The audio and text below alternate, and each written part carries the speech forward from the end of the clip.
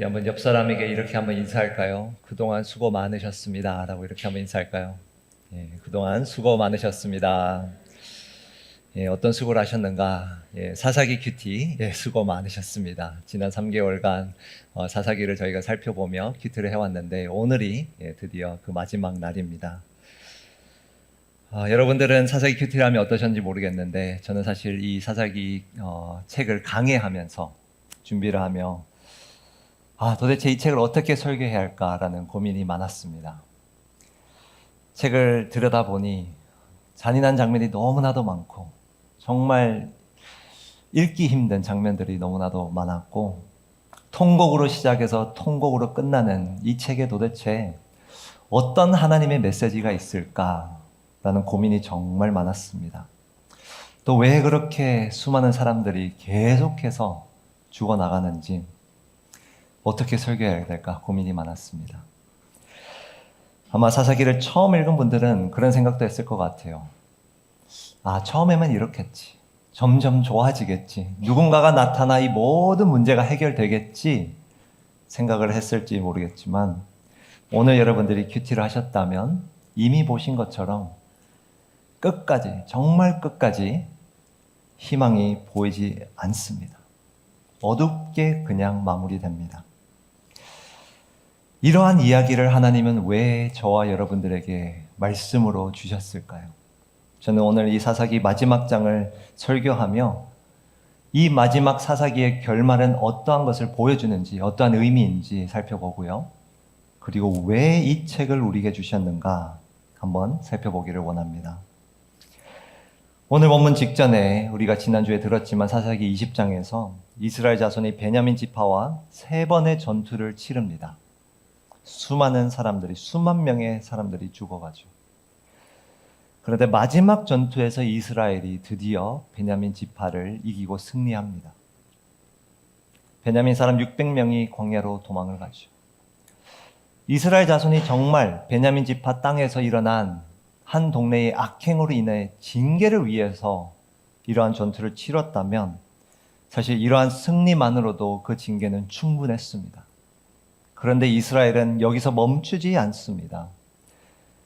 20장 48절 한번 보시면 이스라엘 사람이 베냐민 자손에게로 돌아가서 온 성읍과 가축과 만나는 자를 다 칼날로 치고 닥치는 성읍은 모두 다 불살랐더라. 21장 1절입니다. 이스라엘 사람들이 미스바에서 맹세하여 이르기를 우리 중에 누구든지 딸을 베냐민 사람에게 아내로 주지 아니하리라 하였더라. 전투에서 승리한 것만으로 멈추지 않고 지금 이스라엘 자손은 베냐민 지파를 완전히 몰살하려 하고 있습니다. 온 성읍과 가축과 사람을 다 죽이고 불사르고 그것도 모자라 베냐민에게 이제 딸을 주지 말자 맹세를 합니다. 몰살이죠. 그런데 무슨 이유인지 이들은 갑자기 울면서 통곡을 하며 하나님께 이렇게 이야기합니다. 하나님 왜 우리의 지파 가운데 한 지파를 사라지게 하십니까? 하나님 입장에서는 너무나도 황당한 말이죠. 자기들이 그렇게 다 하고 나서. 그런데 이들의 더 황당한 행동이 이어집니다. 베냐민 지파 남은 자들 그 600명을 위해서 아내를 이제 구하기 시작합니다. 근데 본인들은 맹세를 했으니 주지 않겠다 맹세를 했으니 어떻게 할까 고민하다가 맹세를 하지 않은 한 동네를 찾아가 군대를 보냅니다. 21장 10절입니다. 회중이 큰 용사 12,000명을 그리로 보내며 그들에게 명령하여 이르되 가서 야베스 길르앗 주민과 부녀와 어린아이를 칼날로 치라. 너희가 행할 일은 모든 남자 및 남자와 잔 여자를 진멸하여 바칠 것이니라 하였더라. 이들은 그 길르앗 야베스라는 동네로 가서 처녀 400명을 구하지요. 그런데 그 과정에서 우리는 한 단어에 주목을 해야 합니다. 바로 21장 11절에 나오는 이 진멸이라는 단어입니다. 진멸. 사사기에서 이 단어는 이 구절 전에 딱 한 번 더 등장했습니다. 바로 1장 17절입니다. 유다가 그의 형제 시몬과 함께 가서 스밧에 거주하는 가나안 족속을 쳐서 그곳을 진멸하였으므로 그 성을 이름을 호르마라 하니라. 진멸. 이 진멸은 본래 이스라엘 백성이 가나안 땅을 정복하면서 했어야 할 일입니다. 가나안을 진멸했어야 했어요. 그 가나안 땅을 정복하며 온 성읍과 가축과 사람을 다 죽이고 불살랐어야 했는데 하나님께서 그렇게 말씀하신 것인데 사사기 1장에서 딱 한 번 이 단어가 등장하고 나서는 오늘 이 21장에 돼서야 등장하는 것입니다. 그것도 가나안 땅이 아닌 자기 동족을 향한 진멸. 왜 우리는 이 단어에 주목해야 하는가? 이스라엘은 여전히 사사기가 결말 낼 때까지 여전히 그 가나안 땅을 정복하지 못했음을 보여줍니다. 그리고 도리어 그들이 가나안화 되었음을 보여주는 것입니다. 이들은 그 땅을 정복하지 못했고, 아니 정복하지 않았고, 그래서 그들이 도리어 가나안화되는 역정복을 당했습니다. 이 이스라엘의 가나안화는 오늘 하반부에서도 계속해서 이어집니다. 이스라엘 자손이 야베스 길앗에서 1,400명을 얻었지만 부족해서 그들이 또 다른 계책을 마련합니다. 베냐민 자손에게 이렇게 명령을 해요. 20절. 베냐민 자손에게 명령하여 이르되 가서 포도원에 숨어 보다가 실로의 여자들이 춤을 추러 나오거든 너희는 포도원에서 나와서 실로의 딸 중에서 각각 하나를 붙들어 가지고 자기 아내로 삼아 베냐민 땅으로 돌아가라. 그 부족한 200명을 이제는 너희들이 직접 어떤 곳에 가서 아내를 삼으라고 이야기하면서 이들이 명령한 표현을 보시면 붙들어 가지고 라는 표현을 씁니다. 붙들어 가지고. 이거는 점잖게 번역돼서 그렇지 사실 이 표현은, 이 단어는 원어로 보면 납치나 유괴에 가까운 표현입니다. 이 단어는 구약에서 딱 한 번 더 등장하는데요. 시편 10장 9절에 등장합니다. 사자가 자기의 굴에 엎드림같이 그가 은밀한 곳에 엎드려 가련한 자를 잡으려고 기다리며 자기 그물을 끌어당겨 가련한 자를 잡나이다. 이 시편 10장의 맥락을 보면요. 이 그는, 여기서 나오는 그는 악인이에요. 악인이 강자가 약자를 잡아가는, 강제로 잡아가는 그 모습을 사자에 비유한 거예요. 지금 이스라엘 자손은 베냐민 형제들에게 이 악을 범하라고 부추기는 것입니다. 너희가 그 아내를 강제로 잡아가 아내를 삼아라. 여러분, 너무나도 놀라운 일 아닌가요? 이 일이 지금까지 20장, 21장의 일이 어디에서 시작되었나요? 바로 19장에서 한 동네에서 한 여인에게 가해진 악으로 인해 시작된 것입니다. 그런데 지금 이스라엘 자손이 그 악을 징계하겠다고 시작한 일에서 이제는 어디까지 왔는가? 자기 형제들에게 수백 명의 여인들을 강제로 잡아가라고, 동일한 악을 범하라고 지금 부추기고 있는 것입니다. 완전한 가나안화입니다. 완전한 가나안화. 이 사사기 마지막 장 21장은 무엇을 보여주는가? 이스라엘 백성들은 그 가나안 땅을 정복하지 못했을 뿐만 아니라 도리어 자신들이 그 가나안의 정복이 되어서 완전히 가나안화 되었다는 것을 보여줍니다. 완전한 가나안화. 이 가나안화는 사실 1장에서 이미 시작이 되었어요. 어떻게 시작되었나요? 그들이 가나안 땅을 정복해 나가면서 그 가나안 족속을 쫓아내지 못했습니다. 완전히 쫓아내지 못했어요. 아니, 쫓아내지 않았죠. 일부러 남겨두었습니다. 조금씩 조금씩. 하나님의 말씀대로 그들은 그 가나안 족속을 진멸했어야 했는데 사람을 남기고 종교를 남기고 가치관을 남기면서 이스라엘 백성들이 도리어 가나안화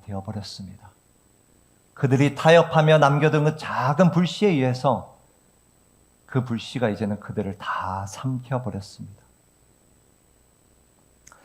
제가 군에 있을 때 저는 장교로 복무를 하면서 3년 넘게 군 생활을 했는데요.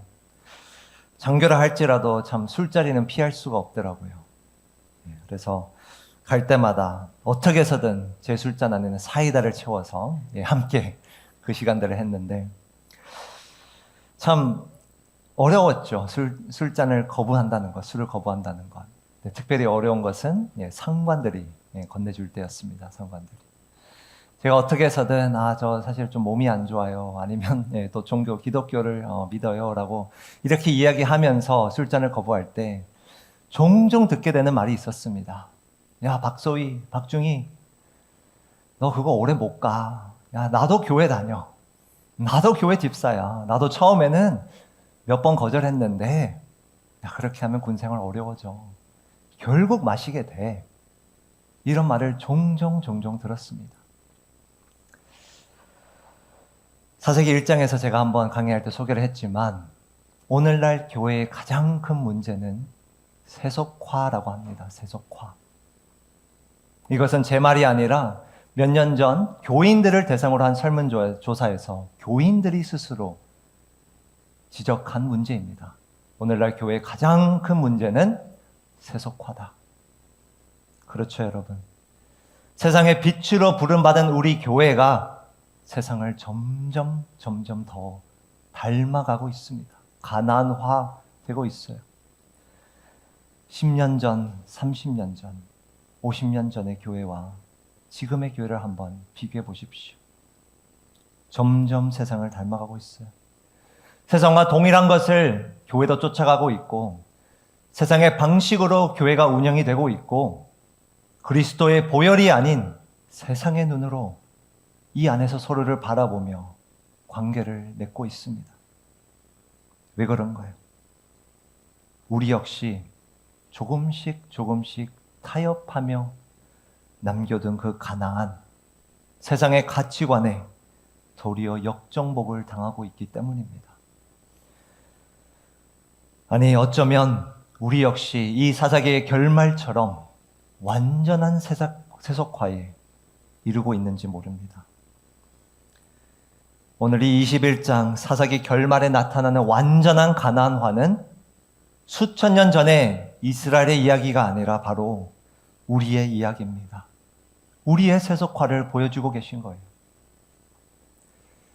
자, 그런데 하나님은 이 사사기를 단순히 우리의 세속화를 지적해 주시기 위해 이 책을 주셨을까? 그렇지는 않습니다.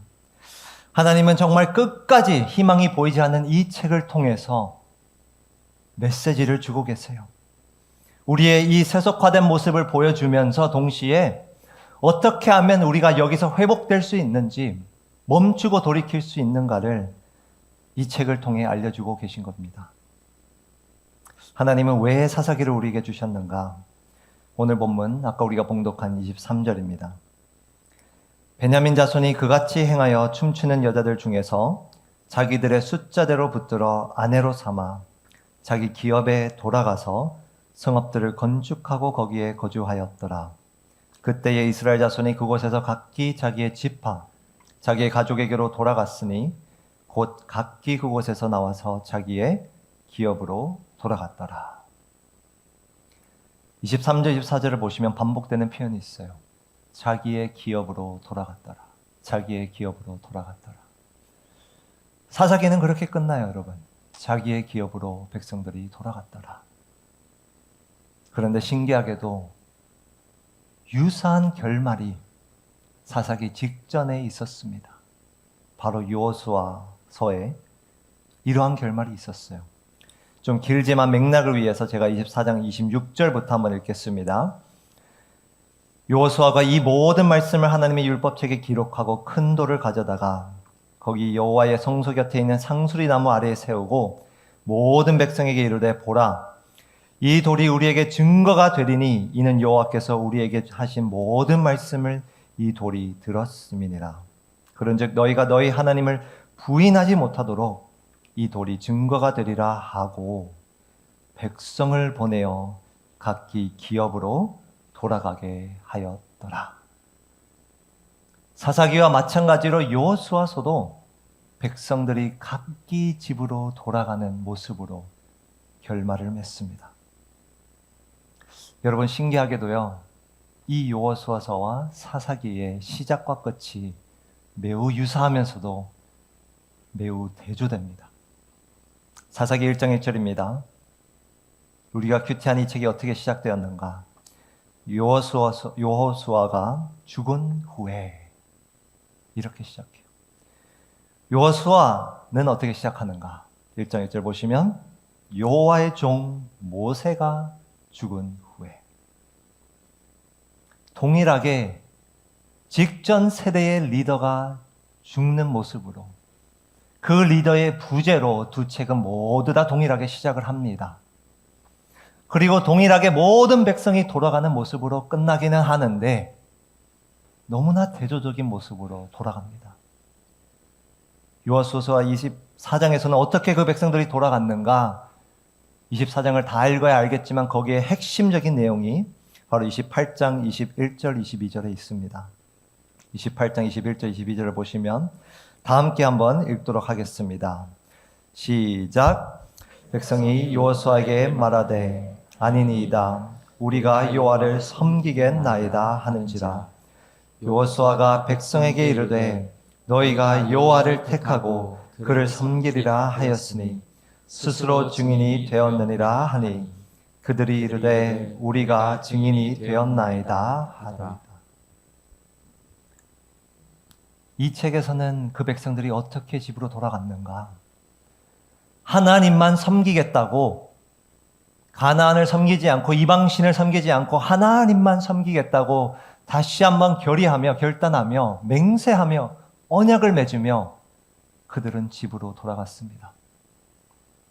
그런데 오늘 우리가 마무리한 이 사사기는 어떤 모습으로 그 백성들이 자기 집으로 돌아갔는가? 사사기의 마지막 구절입니다. 21장 25절 함께 읽겠습니다.